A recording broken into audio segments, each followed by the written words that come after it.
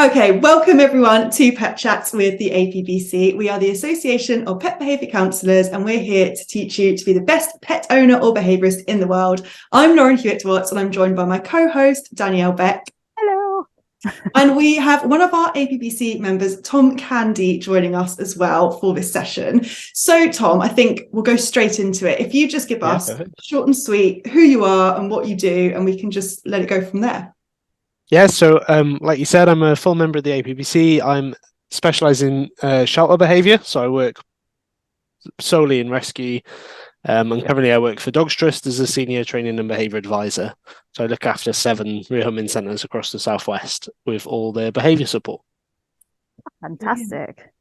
So how are you finding being in rescue at the minute? Because after lockdown and all the pandemic and everything going on, it seems to be a little bit of difficult, let's say. Yeah, definitely. So I've worked in rescue, started volunteering in rescue about 15 years ago, and then I've worked full-time in rescue for the last 8 years.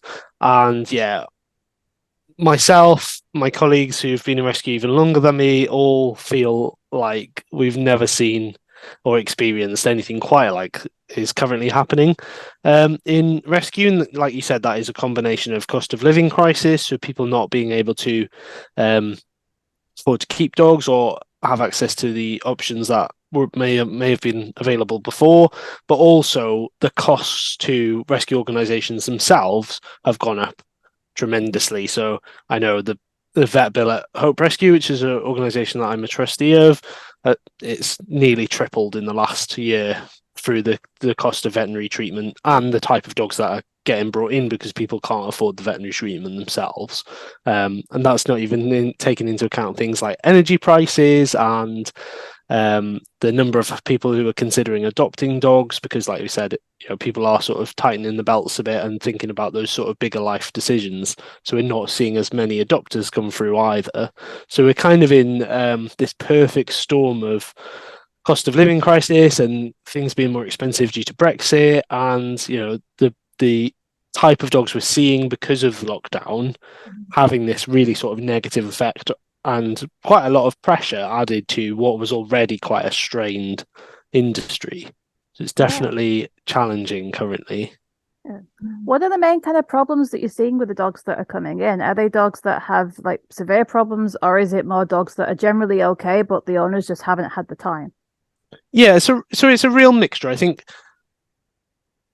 what we're noticing more is not necessarily that the problems are getting more severe. It's just that more dogs are coming in with lower level behavior problems. So they might be more worried because maybe they've missed some of that socialization or they've not been exposed to as much. They're then taking up the time, which removes time to focus on those dogs who might be more dog reactive or very worried and aggressive towards people. But what we're seeing more so is that people aren't really coming forward to adopt those sort of dogs, and particularly if it's a dog with a medical issue as well. And we know that behavior and medical are quite closely linked. Everybody's kind of considering that. So I think what we're seeing is more sort of overarching behavior concerns, which might be more minor, but then that's having a negative knock-on effect on the dogs that we can help who might have more significant behavior issues. So it's a real mix at the minute. But yeah, we're definitely seeing that effect of lockdown, I think. And are you seeing that there's because I know when there was lockdown, obviously there was the boom and you had lots of people getting dogs. Are you seeing that there's just generally less people, like you said, there's less people sort of coming forward for adoption? Is that also a big part of it, that you're getting more dogs in and then less people willing to just take on dogs at the moment? Because I know, maybe is it the same with puppies? I don't really know, where there's been kind of a dip in adoptions there. So yeah, well, yeah. So actually, it's a couple of really interesting points there, isn't there? So we definitely had like a really successful time during COVID, which is quite strange in a lot of ways. But a lot of dogs that had been in shelter organisations, a couple that I work across for quite a long time, all found homes fairly easily during lockdown. And I think part of that was people had more time. The supply was less, so there was less green, easy dogs available. So people were considering more of a challenging dog, perhaps. And there just wasn't as many things happening. So, you're not going to a pub beer garden where you need your dog to be super relaxed and chilled out in that environment. So I think it kind of shifted that mindset a little bit. So that was obviously great. But I think now, yeah, what we're finding is the demand for spaces is higher than we've ever seen before. Waiting lists are crazy long for a dog to come in. And we are struggling to get interest in dogs that previously we would have got a lot of interest. And I think some of that is medical as well. So, for example, French bulldogs, it used to be quite hard to keep a French bulldog in kennels because people would be really looking to adopt that type of dog. And I think now more sort of information has come out in terms of the health and welfare considerations for that breed, and the veterinary costs have spiked. I think people are sort of thinking more about what the true cost of dog ownership is. Quite often we talk about that because people think about, I've got to buy food and I've got to get the dog, but they might not necessarily think, well, how much is insurance? Mm-hmm. But also those sort of breeds, we know the insurance has gone up because they know they're going to be paying out more for it. So I think that's definitely part of it. There was a really interesting conversation this week in one of the animal rescue Facebook groups where people were saying, well, dogs are still getting booked, so people are coming forward for dogs, but then a lot of the times they're dropping out during the process. So they might even meet a dog 1, 2, 3 times and then decide actually the dog's not right for them or something else has come up. Which is something that, we've always kind of had that before, a little bit of a drop-off rate, but it was interesting to see that, like I said, a couple of other organizations are spotting similar trends as well. The third part of what you said about that question around whether the same is for puppies, I don't know data-wise if the sales have gone down. I think anecdotally it sounds like they have, but what I've definitely noticed through, like I said, my trustee position at Hope and my current job at Dogs Trust is that we are seeing a lot more puppies in rescue than I've sort of ever known. And recently at our Real Coombe site, we had a pregnant whippet. Like, I don't know, you don't often see whippets in rescue, so to get a pregnant one is like mental, and it's the same across the organizations. We're seeing far more puppies than we've ever seen, and some of the reason for handover is they've been they've had a litter, they've been unable to sell those puppies, and they're just passing those dogs over to rescue organizations. So I think everything points towards the trend being the same, and then obviously it's then affecting the wider pressures on rescue because yes, they're puppies, but they still need a space, and they might be taking up a foster space or an actual kennel space. And obviously, a lot of the time, we don't really want puppies in kennels when they're very young because we want to make sure that they're getting exposed to the home environment where they're going to be living and seeing washing machines and TVs and all of the things that might be quite strange for a dog if they don't come into contact with them. Yeah, that's gonna be really difficult for you as rescue staff, knowing that you've got, especially got a pregnant dog, knowing that the support that they need to make them behaviorally sound as adults is really difficult to replicate in a kennel environment. So how much concern is there that these puppies are then going to come back to you in like a year, 18 months time, similar to the other dogs that are coming through? Yeah, it's definitely something that we think a lot about, and we've got a lot of different we do a lot of training around puppies, and we tend to have specifically at Dogs Trust centres, we tend to have like a puppy raiser position that somebody who's kind of got that interest takes on a bit more responsibility and makes sure that they are meeting volunteers and having different things. But yeah, the reality is in a lot of our sites, we don't have a spare house or a washing machine. Like, yes, we've got like the industrial ones, but the idea of like just being in a room with I can hear my washing machine going now, which is why I keep going on about washing machines specifically. But that idea of, well, actually, yeah, we're anywhere in a house and we can probably hear that washing machine during different cycles. And then the other thing is obviously people, at most centres, most organisations, people go home at 5 o'clock. Mm-hmm. And that idea of, well, actually, the puppies had 8 weeks where they've potentially never seen anybody after 5 o'clock, and what does that mean? Like, it's slightly different now because it's lighter until later, isn't it? But if you then took a puppy home at winter and you're doing that first walk in the dark, there is that potential that actually they haven't even had that much exposure to something like walking around in the dark or seeing a shadow of a person rather than a full person. So it's definitely a really interesting thing to try and juggle to make sure that we're giving those puppies the best opportunity behaviorally before they go into a home. And then I think the flip side of that is making sure that new adopters have that support. And it's reputable rescues really should be doing like some guidance or information around how to support that transition to the home for the puppy, and also the type of things that they should be doing, like finding a good training class that can help continue that socialization and gradually introducing new things and all of the things that we know helps puppies to settle into those new environments.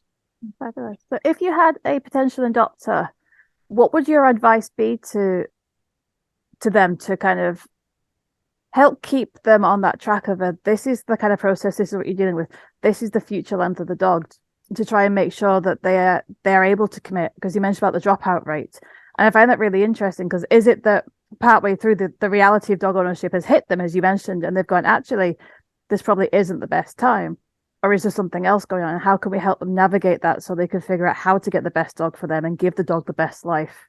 Yeah, I think that's a great question, isn't it? And I think for me, it's really about thinking about what a dog is bringing to your lifestyle, or what do you want to get out of a dog. Because I think people get into the habit a little bit of seeing the sort of the cute photos on Facebook, or thinking in their head like, I really want a Labrador, or I really want a certain breed, and then looking for that rather than thinking, right, okay, what do I want in my lifestyle, and then finding a dog to match that. And I think one of the great examples of that we've got currently is the In the Doghouse photo TV series, where people go to Wood Green and have a discussion about the type of dog they think they want, but then the staff often offer something that they think will be more suitable, and the people go along with it, and it hopefully works out really well. And I think having that idea in your head before you even go to a rescue is going to help to think, right, okay,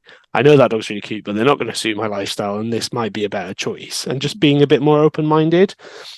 What that potentially is going to do as well is get you access to a dog quicker, which does seem really strange, but if you've got somebody who is really keen on having a Labrador, and they've also got a child, and they live in a flat, yes, at some point they might be the perfect dog for them, but being able to open that criteria up to say, well, actually, I'll consider sort of any medium-sized breed that fits into my lifestyle is going to be much.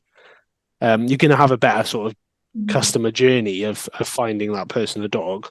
So that's kind of the main side around identifying dogs. And then I think you're right, like really sitting down and thinking about those hidden costs, like I said. So you've paid your adoption fee, you've got your pet insurance sorted, but what else is going to cost? So how much is food going to cost? What food are you going to feed?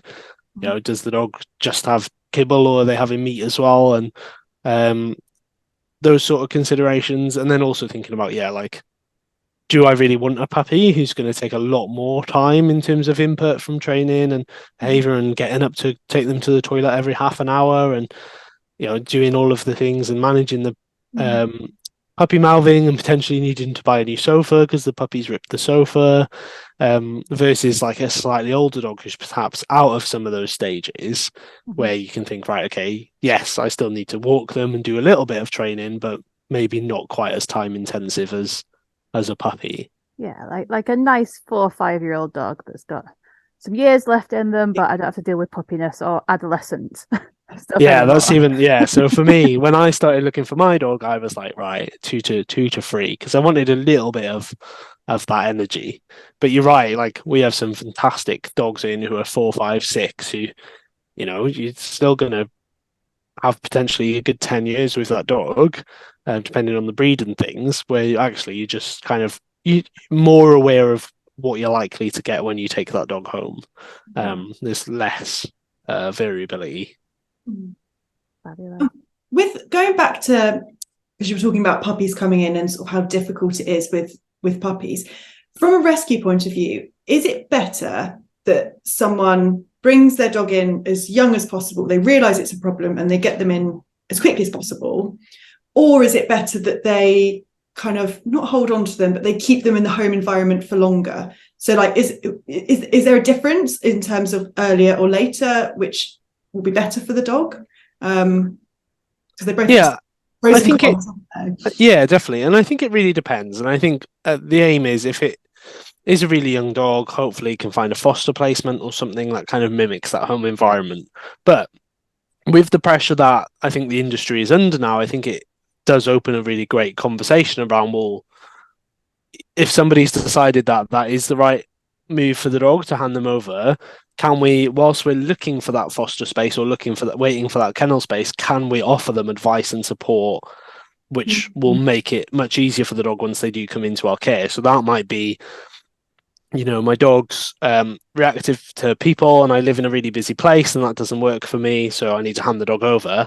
But if they can start to teach the dog to wear a muzzle, it's one less thing that needs to be done when that dog comes in to rescue. Or if it's a situation like, I know, I'm moving house in 2 months and I've been unable to find somewhere, can a rescue use like a homestay scheme where the dog stays in that home, gets put on the website, hopefully matched to an adopter, and only needs to come into kennels for quite a short stay rather than having to come in and start the whole process from scratch once they've got a space. And that's obviously going to depend on the situation with that home, because if it's something like, there's a new baby and the dog's not coping with that, it's obviously a situation where we'd want to move the dog out as soon as possible for both parties' sake.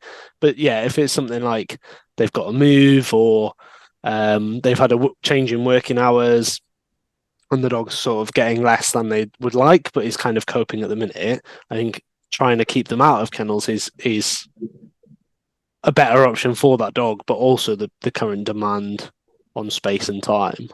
So I have a question, moving backwards forwards a little bit. When you're looking to rescue a dog and you mentioned about the lifestyle, are there any kind of key points that people really need to think about as far as like the lifestyle? Because I think a lot of us, the idea of what we want with our dogs and the reality of what we would actually do, like I love the idea of long hikes and doing all these kind of dog sports and all this sorts of training. In reality, I don't have the time, space, or energy to actually do that kind of stuff. And I think sometimes people have this almost kind of like Disney idea of what it looks like to have a dog because of all the stuff on Instagram and Facebook, as you mentioned. So how do you help people kind of actually do a reality check of what would you like and what will you actually do when you have this dog? Not just in the first few weeks when the novelty's worn off. Can you actually do this many walks a day to kind of help them pick the lifestyle so we can pick the breeds and match them better? So as you said, we don't have someone that really wants a couch potato dog that's getting a really active border collie or Labrador. Yeah, exactly. So I think looking at how they currently live their life now, even if they don't have a dog, like it will vary slightly, because I know full well if I didn't have a dog, I wouldn't do 2 walks a day.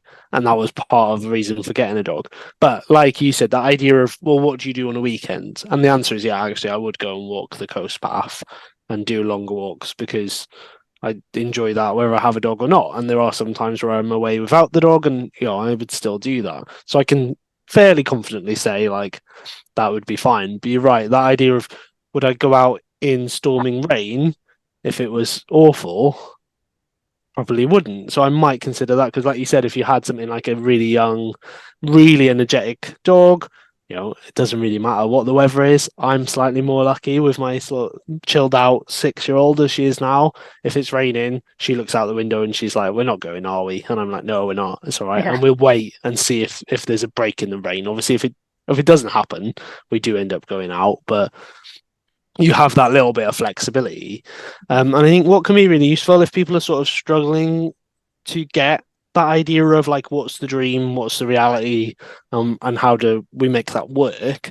I think having those sort of 3 columns and saying, right, what would our ideal look like with a dog? Is it long walks? Is it training? Is it going to the pub? Yeah. Like, what are the negotiables in that situation? Like, would you still go to the pub without the dog? Because you probably will. So if the dog copes at home, does that really matter to you?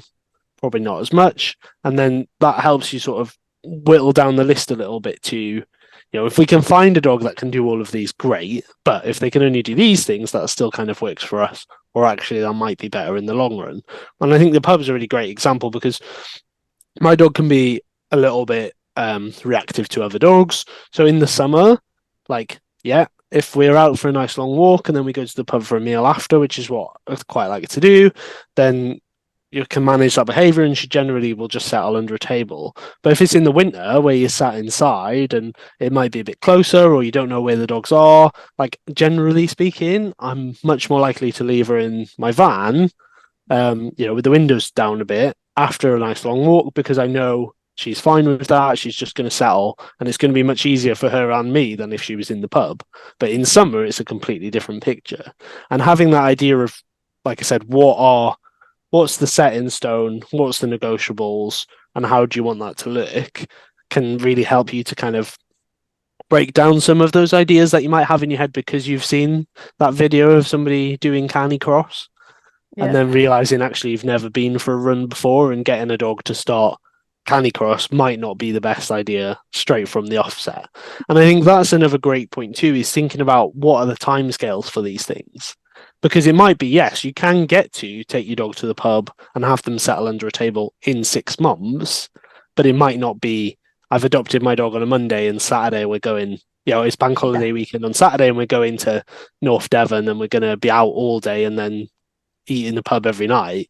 That might be a bit ambitious. Yeah. So breaking down that idea of like, in those negotiables, when do they need to be? So can it be, well, actually, we're going into winter, so it doesn't really matter about going to slightly busier places or, spending the day on the beach. And you can put training in place to work to get towards that point, versus something like, being able to walk next to a road if you live in a busy estate. What dog do you have, Tom? She's like a Finnish Lapland cross, so kind of like a fluffy collie, like a small collie, I guess. She's normally here when I'm talking, but she isn't.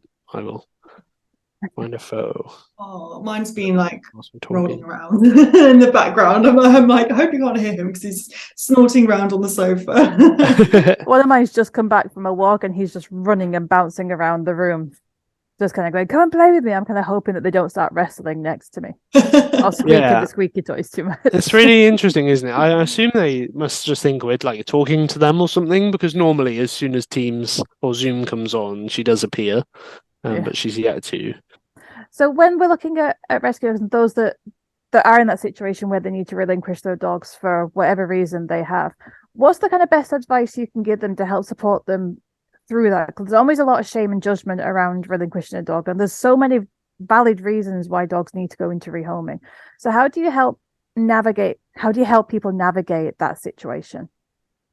Yeah, so great question. I think you're right. Like anything we can do to sort of break down those stigmas and make sure people are getting the support that they need is really important in these situations. I think having a conversation around whether relinquishment is the only option, I think the general public are becoming more aware of training and behaviorists and different things, but I think it is still kind of like, I'm not really coping, so I'll just have to hand the dog over somewhere. And having that conversation around, are you aware there is support available? And obviously APBC has a find a members section and you can look for people in your area, but also there are organisations like Dogs Trust and Wood Green and Blue Cross now who are all offering sort of support for people who are thinking that they might need to hand over their dog. If it really is the only option or the best option for that case, is thinking about what will work best for that dog. So like I said, if you do have the opportunity to hold onto the dog a little bit longer, and you can look at something like Dogs Trust's Homestay or Blue Cross's Homes Direct scheme, where the dog stays with you for a little bit longer and hopefully has a home by the time they go into rescue.